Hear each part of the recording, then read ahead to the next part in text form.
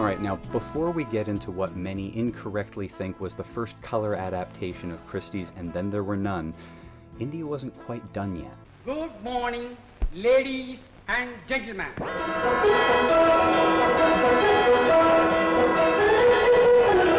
Oh, right, we're back to black and white again.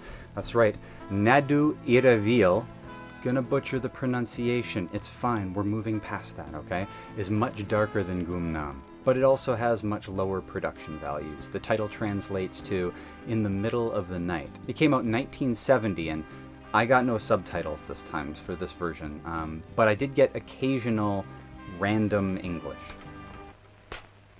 Hello. Good morning. And there isn't much that I can work with that in editing. No thanks. I don't feel like eating the another. See what I mean? Now, while this is a more menacing version, it understandably lacks the luster and charm of Gumnam. And as with all of these Indian versions, the source material is more of an inspiration that they borrow from for structure as a guideline rather than adhering to the specifics of characters. Nadu Iravil is a good example of this. And still, as you can tell from this adorable model shot, we're back on an island with one little house. Now, the copy that I found was on YouTube at the time that I'm making this, and it was pretty damaged. And since many of you aren't going to bother looking it up anyway, I at least want to share my favorite part of the movie. What's that? There's this crazy elevator scene where there's a guy cranking a wheel, okay? So they have an in-house elevator. You see in a wide shot, there's like this elevator, it takes you to the second level. It's like 12 stairs or something like that. It's powered by a crank, like a hand crank, and there has to be a guy that stands there until it's time for him to slowly crank this wheel for a few minutes. And it's so slow, entire dialogue scenes transpire while you just keep cutting from the people talking on the elevator to this guy cranking the wheel. It's incredible. Let's check it out.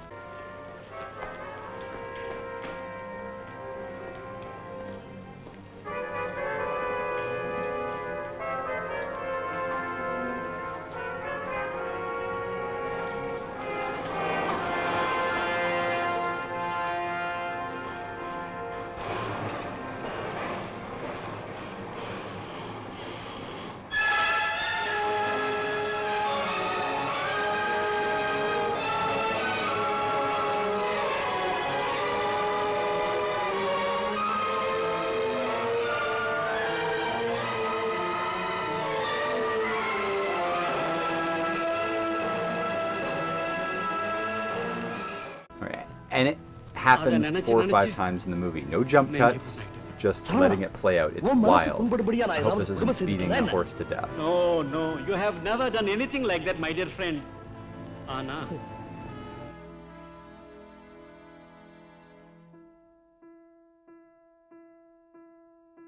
The 1974 version, titled 10 Little Indians, was produced by the same guy that produced the 1965 black and white version from the last chapter, Harry Alan Towers. I'd rather not talk about it. And I already mentioned that this is not the first color adaptation, right? Yes. He was competing with a newly announced supercast blockbuster adaptation of Murder on the Orient Express, so he put together the same idea and tried to give us a comparable cast. I would assume in order to save time and money trying to beat Murder to the box office, Towers used the same script from his own 1965 version, like word for word, changing only the location to a desert in Iran at a lavish old hotel. I'm sure you all know the story of the 2 Englishmen cast away on a desert island who never spoke to each other because they hadn't been introduced.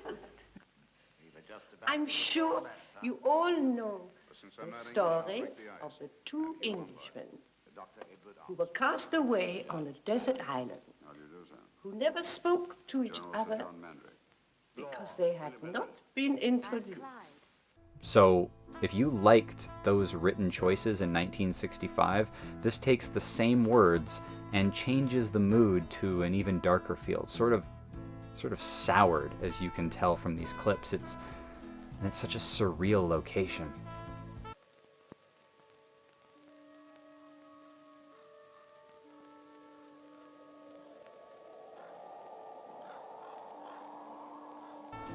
but also a real location, the Abbasi Hotel in Iran. It's 400 years old with 186 rooms.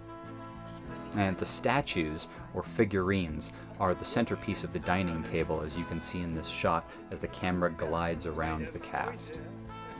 Now, this is a pretty all-star cast for the time it was made, but their significance might have to be contextualized to a modern audience. This is ridiculous. Okay, Oliver Reed. We're going to come back to Oliver Reed in a minute.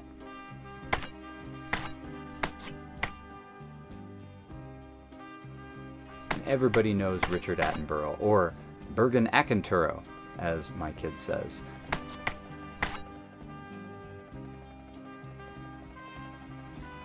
Goldfinger from Goldfinger. Herbert Lom played Commissioner Dreyfus in the Pink Panther movies. And Maria Rome, that's Tower's wife, so also known for her parts in Jess Franco movies, which Towers was also involved in producing. Thunderballs from Thunderball. Both Goldfinger and Largo from Thunderball were dubbed over because they didn't speak very clear English, but both by the same actor in the same movie. And not only that, but Robert Riti, that's his name, if I'm pronouncing that properly, also dubbed the voice of Roberto de Mendoza in this production. And that means he's the voice of 3 of the main principals. He's 3 of the Indians in this movie. That's 30% of the cast. I didn't even notice while I was watching. In my own case, I must admit there is a certain basis of truth. Now, at the time that they made this, Oliver Reed was just coming off of the Three Musketeers movie. But some of you would probably know him better from his last role, which was as Russell Crowe's trainer in Gladiator. And I just thought I would share this, his last night, from this wiki article because it's absolutely incredible. I'm just going to read it off my phone here.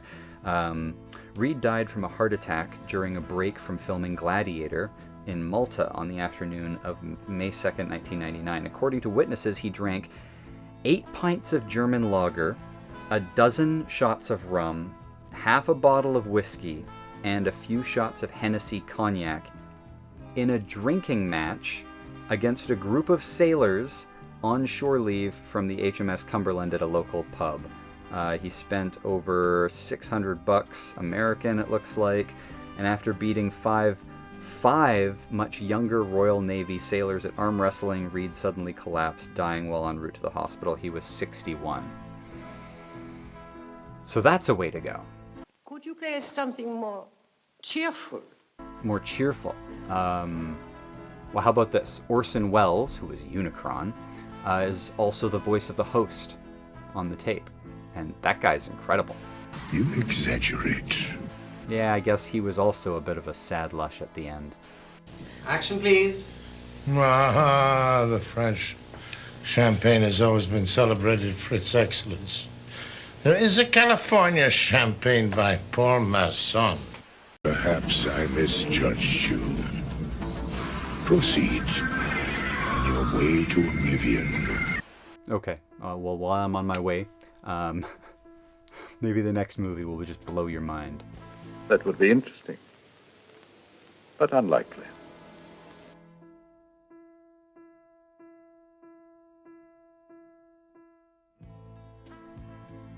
Now, there was even a golden age porn parody in 1985 called 10 Little Maidens.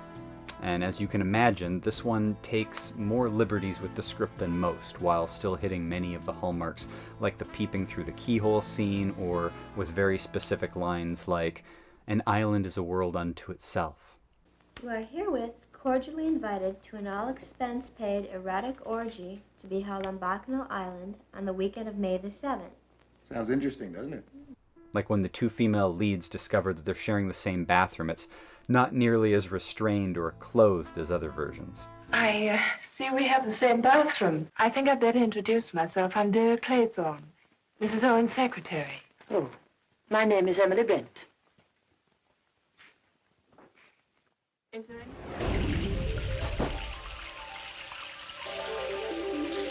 The name's Charlene. It seems that we're sharing a bathroom. And I'm unlikely to be able to skip mentioning that the chef jerks himself off inside the raw chicken, and then they bake it and they serve it to the guests, and they act like this is a totally normal thing to do. Nobody is talking about it. And that's a running theme for that character, making his special cream recipes.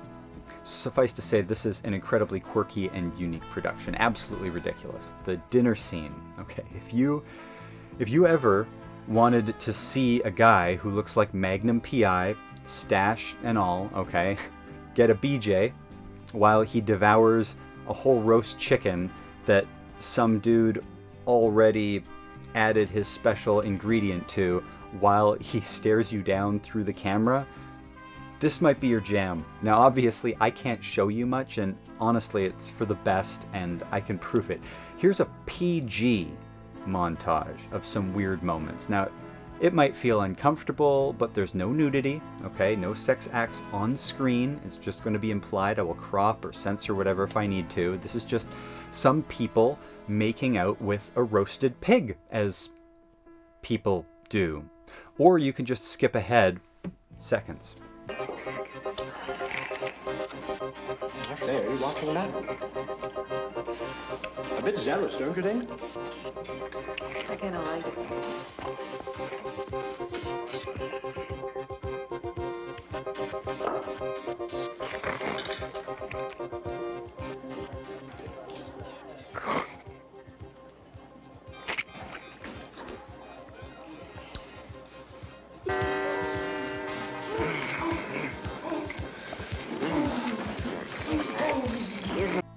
It's only the third adaptation so far to set the movie on an island, but it's definitely the only movie to ever use a rubber duck as a garrote on somebody's Johnson, and yes, that's a thing that actually happens.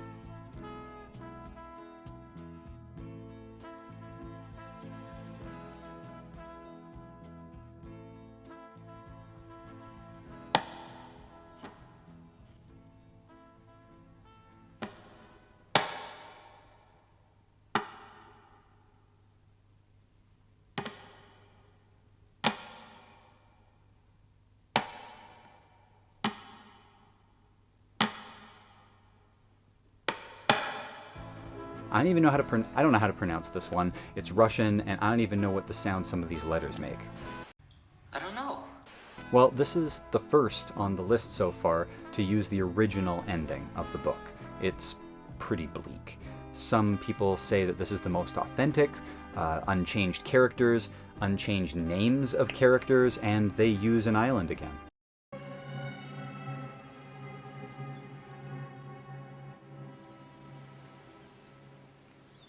But we're not going to spend too much time on this one. I don't have much information on the production side, and my copy has terrible subtitles. Check it out. Она принимала что-нибудь перед сном? Что-нибудь от бессонницы? Вчера вечером она принимала только то, что вы ей дали. Доктор. It's quite competent. It's well crafted and credited as being the most accurate, but if that sounds a little dull, it's because it is a little dull. Now maybe it's just my own fatigue from watching so many versions in a row, or suffering through the poor subtitles. Its longer runtime didn't help its lack of flair. Here's my flair, okay? And this is me expressing myself. I mean, not even the butler is particularly interesting. Я только хотел... Oh, I mean, take a look at this other scene where we get another shot of the statues, and the guy who plays the butler really kills it. Перестаньте разговаривать загадками, Роджерс. Эти фигурки. Фарфоровые негритята. Их было 10. Их было ровно 10, клянусь богом. Ну, конечно, 10. Мы вчера их пересчитывали за обедом. Там-то и загвоздка. Вчера ночью, когда я убирал со стола, их было уже 9. Мне показалось это странным, только и всего. А сейчас взгляните. Их 8. Их всего 8. So if you dislike Flash and you like things straightforward, some might even say dry, then you might really enjoy this version. Well, for me, the location is my favorite part. It's such a cool building on the cliff. I'm a simple man.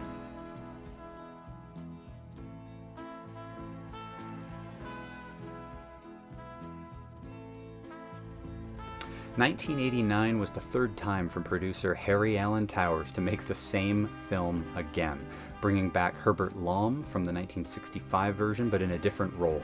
Last time he was the doctor, this time he's the general, and changing the location to an African safari.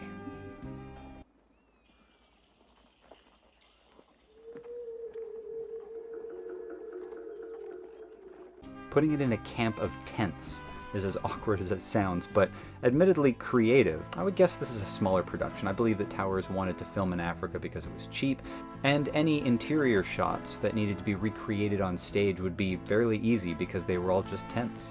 I don't approve. It's speculation. We need proof. Proof? Like, I mean, we're talking about a Canon Films film starring Frank Stallone. Have you seen Electric Boogaloo, the documentary on Canon Films? I left it home. Oh, you gotta see it. Do you want to borrow my copy? No. Why are you so tense? You gotta get some, like, healing crystals or something. What did you say? Nothing. Let's roll the cast intros.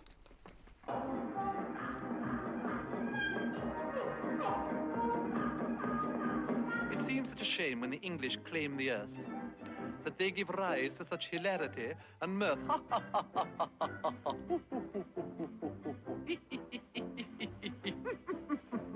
Mad dogs and Englishmen go out in the midday sun. The toughest Burmese bandit can never understand it. Now, adding Donald Pleasance to any cast is adding value, without a doubt. But 1989, he wasn't the same box office draw that he once was, and neither was Herbert Lom. What are you hinting at? Well, just that out of the 3 Harry Alan Towers adaptations, I don't think this is the strongest cast. You don't? Okay, the big tense guy that plays the chef is crazy. Paul L. Smith is just a great bizarre character actor. He was Bluto on Popeye. He was some guy in Dune. I'm sure the Dune enthusiasts would be more than happy to inform me in the comments if they would like. And he was in Midnight Express and Red Sonja, but man, this role is it. He's positively psychotic, this glassy-eyed maniac in every scene, as if at any moment he could just kill anybody with his bare hands. Anybody, including you. Well, just for that, I'm going on a tangent. I do not like this. I just want to mention my favorite part of his career, which also is one of my favorite movie ripoffs of all time. In 1975, he made a movie called Convoy Buddies. It was an Italian attempt to do an American road movie at a time when Convoy, Dirty Mary, Crazy Larry, Two-Lane Blacktop, Vanishing Point were all coming out. Okay, but Paul Smith looks a lot like Bud Spencer. Bud Spencer's huge in Italy for teaming up with Terence Hill and doing a whole series of films together. My favorite, like most people, are the Trinity films. But I've seen maybe 5 or 6 of their movies, and as a duo they've made over 30. So they team up Paul Smith with another guy who looks like Terence Hill, and they credit them as Bob Spencer and Terence Hall. Isn't that insane? Maybe that's the way they do things in Hollywood, but we're nowhere near there. I think there was a lawsuit, too. Are you sure? I read it somewhere. What else? Anything else interesting? Oh, here's a clip where Larry David gets stalked by a lion.